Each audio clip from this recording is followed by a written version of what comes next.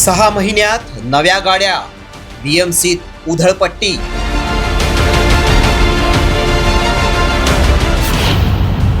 पदाधिकाऱ्यांना स्कॉर्पिओ नको, इनोव्हा हवी.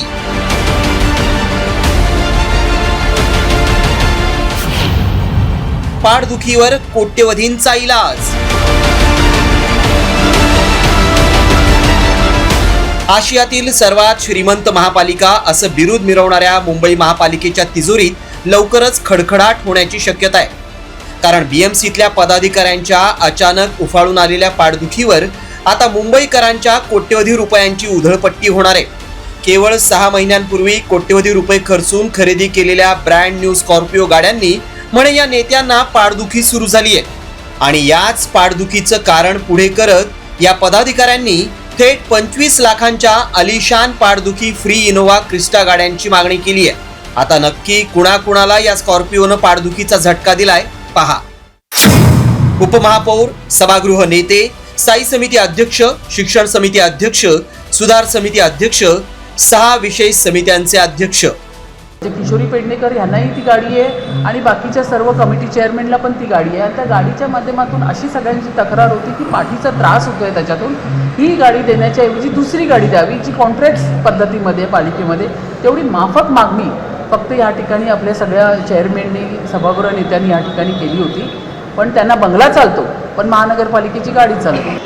12 नंतर ते बाकीचे वापरतायत त्यांच्याकडे पण त्या अधिकाऱ्यांना विचारा की तुम्हाला स्कॉर्पिओ गाडीतून त्रास होतो का.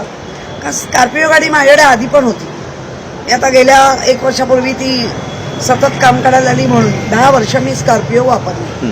पण तो घेतलेली गाडी 4थ्या महिन्यात बदला आणि नवीन गाड्या विकत घ्या, हे म्हणजे मुंबई महानगरपालिकेच्या तिजोरीत दाखल. मुंबई महापालिकेतल्या पदाधिकाऱ्यांच्या मागणीवरून ठाकरे सेनेचे खासदार संजय राऊत यांनी थेट पंतप्रधानांनाच लक्ष केलंय, तर भाजपनं राऊतांवर पलटवार केलाय.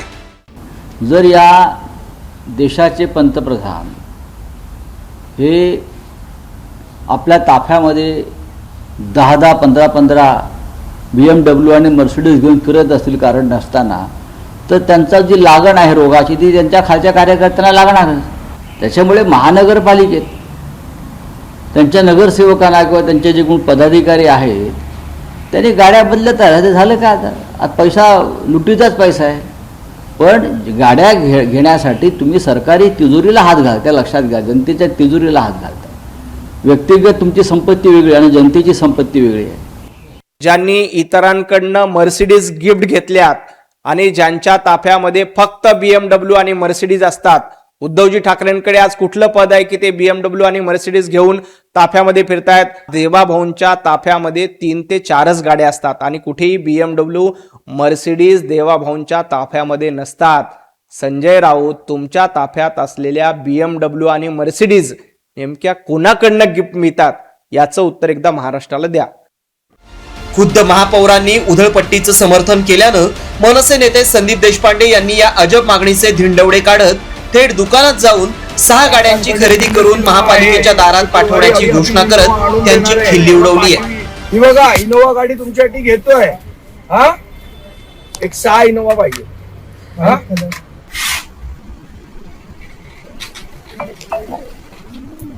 चल ओके, 6 इनोव्हा द्या.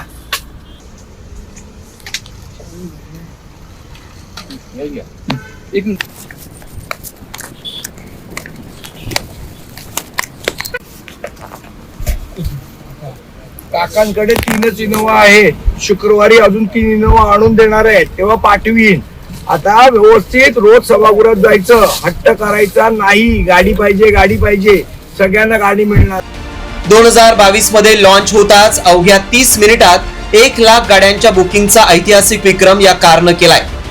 आज देशात 4.5 लाखांहून अधिक लोक हीच गाडी चालवत आहेत. मग प्रश्न असा आहे की ज्या गाडीनं देशातील लाखो लोकांची मनं जिंकली, तिनं केवळ बीएमसीच्याच पदाधिकाऱ्यांची पाठ का मोडली? मुंबईतल्या मुंबईत फिरताना या नेत्यांची पाठ नक्की गाडीमुळे दुखतीये की रस्त्यांवर पडलेल्या खड्ड्यांमुळे?